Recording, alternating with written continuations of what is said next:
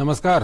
संसद समाचार में आपका स्वागत है। मैं हूं चंद्रशेखर जोशी और आइए सबसे पहले बात करते हैं लोकसभा की। लोकसभा में शुक्रवार को भी पिछले कुछ दिन की तरह मणिपुर मुद्दे को लेकर गतिरोध बरकरार रहा और सदन की कार्यवाही एक बार के स्थगन के बाद सोमवार सुबह 11 बजे तक के लिए स्थगित करनी पड़ी।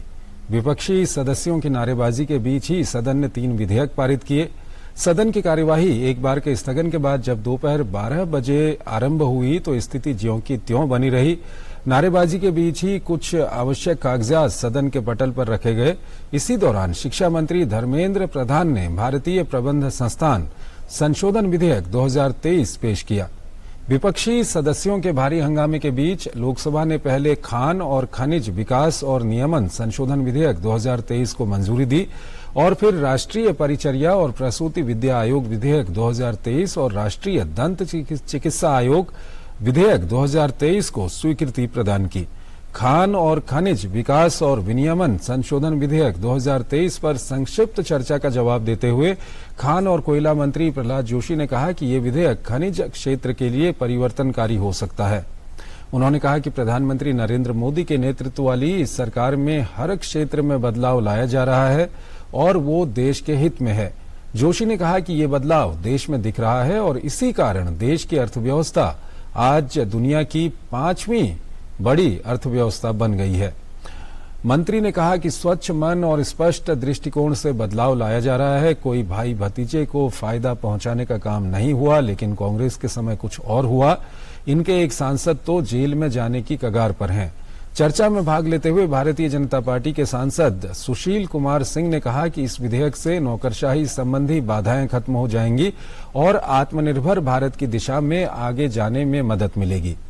ये विधेयक केंद्र सरकार को कुछ महत्वपूर्ण खनिजों के लिए विशेष रूप से खनन पट्टे और समग्र लाइसेंस की नीलामी करने का अधिकार देता है।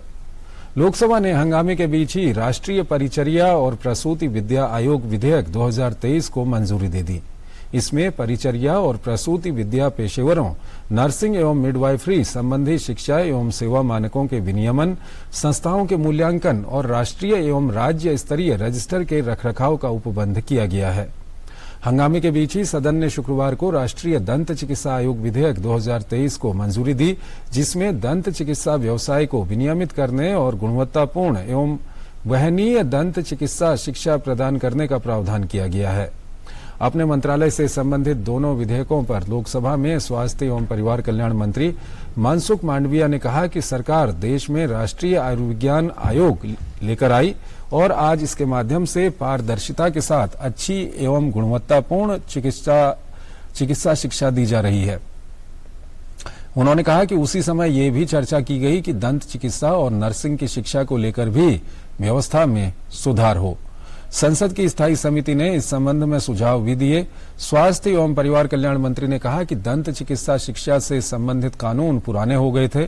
उन्होंने कहा कि समय समय पर शिक्षा के आयाम में बदलाव हुए और अंतर्राष्ट्रीय स्तर की गुणवत्तापूर्ण शिक्षा की जरूरत भी महसूस की गई। उन्होंने कहा कि देश में दंत चिकित्सा कॉलेजों की संख्या भी बढ़ी है और समय के साथ बदलाव भी हुए हैं। मांडविया ने कहा कि ऐसे में दंत चिकित्सा शिक्षा की रूपरेखा को बेहतर बनाने के उद्देश्य से ये विधेयक लाया गया है। राष्ट्रीय परिचर्या और प्रसूति विद्या आयोग विधेयक 2023 में परिचर्या और नर्सिंग एवं मिडवाइफरी संबंधी शिक्षा एवं सेवा मानकों के विनियमन, संस्थाओं के मूल्यांकन और राष्ट्रीय एवं राज्य स्तरीय रजिस्टर के रखरखाव करने और पहुंच, अनुसंधान एवं विकास को बेहतर बनाने के लिए एक प्रणाली तैयार करने का उपबंध किया गया है। इसमें अद्यतन वैज्ञानिक प्रगति एवं विकास को अपनाने का प्रस्ताव किया गया है। दंत चिकित्सा आयोग विधेयक के उद्देश्यों एवं कारणों के अनुसार इसमें दंत चिकित्सा शिक्षा, दंत चिकित्सा पेशेवर और दंत चिकित्सा संस्थानों से संबंधित सभी पहलुओं के विकास और विनियमन के लिए एक राष्ट्रीय दंत चिकित्सा आयोग और आयोग को सलाह देने एवं सिफारिशें करने के उद्देश्य से एक दंत चिकित्सा सलाहकार परिषद गठित करने का प्रस्ताव किया गया है। इसमें 3 स्वशासी बोर्ड गठित करने की बात कही गई है। इसके तहत स्नातक पूर्व स्तर और स्नातकोत्तर स्तर पर दंत चिकित्सा शिक्षा के नियमन एवं मानदंड तय करने के लिए स्नातक पूर्व एवं स्नातकोत्तर दंत चिकित्सा शिक्षा बोर्ड गठित करने का प्रस्ताव किया गया है। लोकसभा में शुक्रवार को शोर शराबे के बीच शिक्षा मंत्री धर्मेंद्र प्रधान ने भारतीय प्रबंध संस्थान संशोधन विधेयक पेश किया। इसके माध्यम से भारतीय प्रबंध संस्थान अधिनियम 2017 में संशोधन करने का प्रस्ताव किया गया है। विधेयक के उद्देश्यों एवं कारण में कहा गया है कि वर्ष 1961 में भारत सरकार ने कलकत्ता और अहमदाबाद में 2 भारतीय प्रबंध संस्थान स्थापित करने का निश्चय किया था। इन विशेषज्ञ संस्थानों के माध्यम से भारत में प्रबंध प्रशिक्षण और शिक्षा के क्षेत्र में तेजी लाने की परिकल्पना की गई थी। ऐसे संस्थानों की मांग में वृद्धि होने के कारण बेंगलोर, अब बेंगलुरु, लखनऊ, इंदौर और कोझिकोड में भारतीय प्रबंध संस्थान स्थापित किए गए थे। सदन में 3 विधेयकों को पारित किए जाने के बाद पीठासीन सभापति राजेंद्र अग्रवाल ने विपक्षी सदस्यों से सदन चलने देने की अपील की। उन्होंने अविश्वास प्रस्ताव पर जल्द चर्चा की मांग कर रहे विपक्षी सांसदों से कहा कि इस पर लोकसभा अध्यक्ष ओम बिरला फैसला करेंगे।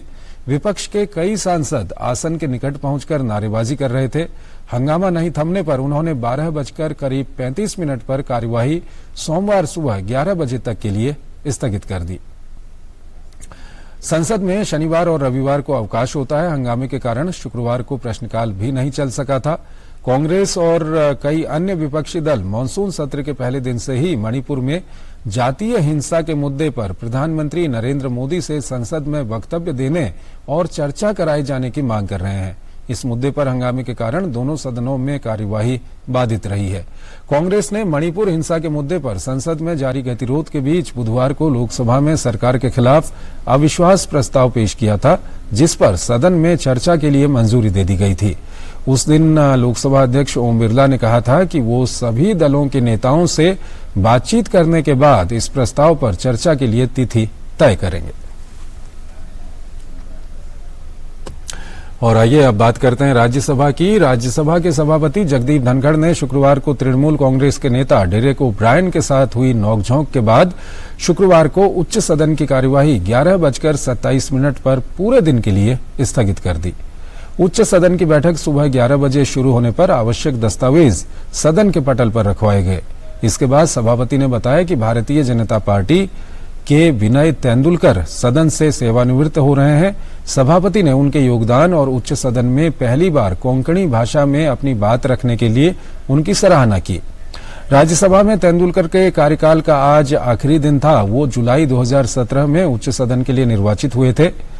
उन्हें विदाई देते हुए सभापति धनखड़ ने उनको बहुमुखी प्रतिभा का धनी बताया और कहा कि बतौर सामाजिक कार्यकर्ता और कलाकार उन्होंने अपनी पहचान स्थापित की और गोवा सरकार में बतौर कैबिनेट मंत्री भी काम किया। सभापति ने यह उल्लेख भी किया कि वर्ष 2020 में शून्यकाल के दौरान सदन में कोंकणी में भाषण देने वाले तेंदुलकर पहले व्यक्ति बने। उन्होंने कहा और एक तरह से उन्होंने इतिहास बनाया। तेंदुलकर ने शून्यकाल के दौरान गोवा में बुल फाइटिंग का मुद्दा उठाया था। कोंकणी में बुल फाइटिंग को धीरियो के नाम से जाना जाता है। सभापति ने कहा ये कार्यक्रम और भाषा दोनों ही यादगार हैं। सभापति धनखड़ ने कहा कि तेंदुलकर ने 150 से अधिक मराठी और कोंकणी में नाटकों में अभिनय किया है। सभापति ने इस अवसर पर यह घोषणा भी की कि जब भी पूर्व सदस्य दिल्ली आए तो राज्यसभा सचिवालय उनके ठहरने सहित अन्य जरूरतों का ध्यान रखेगा। इसके बाद सभापति ने कहा कि उन्हें मणिपुर की स्थिति पर नियम 267 के तहत चर्चा कराने की मांग को लेकर 47 नोटिस मिले हैं और ये नोटिस कांग्रेस, तृणमूल कांग्रेस, आम आदमी पार्टी सहित अन्य विपक्षी दलों के सदस्यों ने दिए हैं। धनखड़ ने कहा कि वो पहले ही सदन को इस बात से अवगत करा चुके हैं कि उन्होंने 20 जुलाई को मणिपुर के मुद्दे पर नियम 176 के तहत मिले नोटिस स्वीकार कर लिए हैं और सरकार भी इसके लिए हामी भर चुकी है।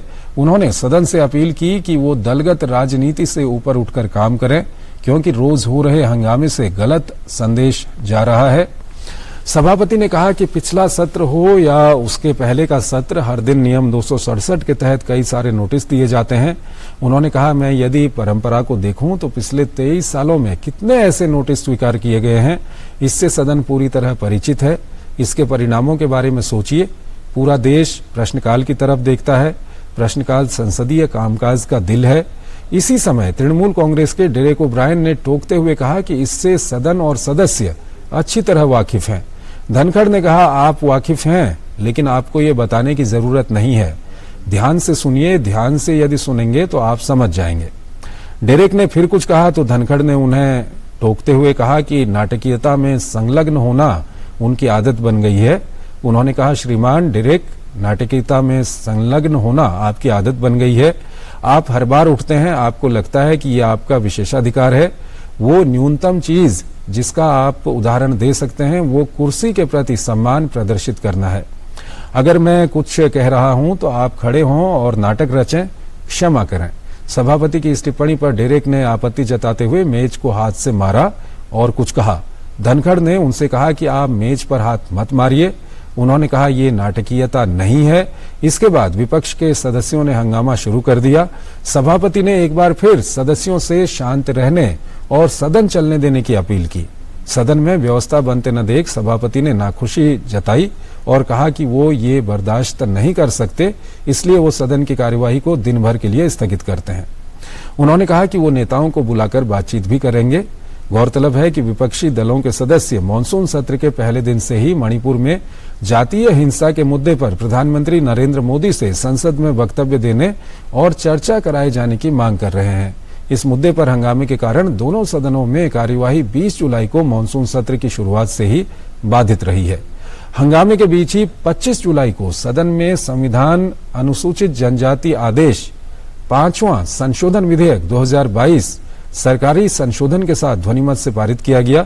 26 जुलाई बुधवार को 25 जुलाई को उच्च सदन में संविधान अनुसूचित जनजातियां आदेश 3रा संशोधन विधेयक 2022 को मंजूरी दी गई, जिसमें हिमाचल प्रदेश के हाटी समुदाय को अनुसूचित जनजाति एसटी की श्रेणी में शामिल करने का प्रावधान है। 27 जुलाई बृहस्पतिवार को फिल्म उद्योग में पायरेसी और अन्य मुद्दों को नियंत्रित करने पर केंद्रित चलचित्र संशोधन विधेयक 2023 सदन में पारित किया गया। तीनों ही विधेयकों को सदन में ध्वनिमत से पारित किया गया। तीनों दिन तीनों विधेयकों पर चर्चा के दौरान विपक्षी सदस्यों ने मणिपुर हिंसा पर चर्चा की मांग करते हुए सदन से बहिर्गमन किया था। विदेश मंत्री एस जयशंकर ने कल बृहस्पतिवार 27 जुलाई को स्वतः संज्ञान लेते हुए राष्ट्रपति द्रौपदी मुर्मू, उपराष्ट्रपति जगदीप धनखड़ और प्रधानमंत्री नरेंद्र मोदी की हालिया विदेश यात्राओं का उल्लेख किया और भारत की विदेश नीति की सफलताओं का जिक्र करते हुए एक बयान दिया था। इस दौरान भी विपक्षी सदस्यों का मणिपुर मुद्दे पर प्रधानमंत्री नरेंद्र मोदी के बयान और इस मुद्दे पर चर्चा की मांग को लेकर हंगामा जारी था।